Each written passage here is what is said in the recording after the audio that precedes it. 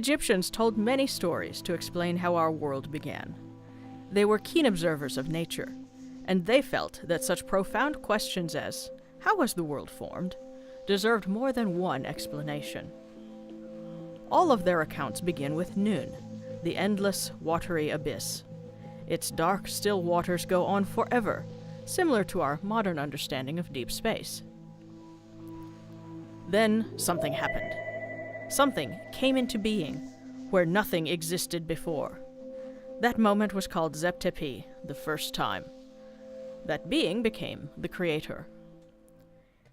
In the Memphis tradition, the creator is Ptah. He imagined everything in his heart, spoke its name, and brought it into being. He devised the opening of the mouth right so that the gods could inhabit physical forms. For this reason, he is the patron of craftsmen. In the tradition of Thebes, 8 primeval gods remained locked in stasis within the abyss.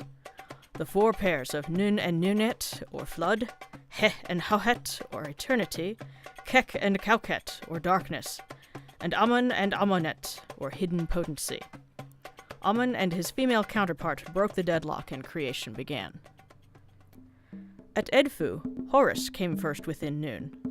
4 helpers, perhaps an alternate version of the 8 primeval gods, held up reeds so that Horus had a place to land and begin creation. In the delta city of Sais, the creator was the goddess Neith. She conceived the gods in her heart and gave birth where there had been no birth before. Her first child was the crocodile god Sobek. He was later identified with Ra, and Neith with the celestial cow who raised him above the waters. Ra's creation story is most famous. He began as Atum, the complete one. He created the first male and female pair, Shu and Tefnut, by, well, learning to love himself.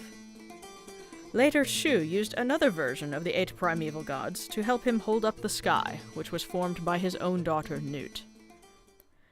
Many stories followed, such as how Ra punished wicked men through his daughter known as the Eye of Ra, or how Horus avenged his father Osiris and came to rule Egypt.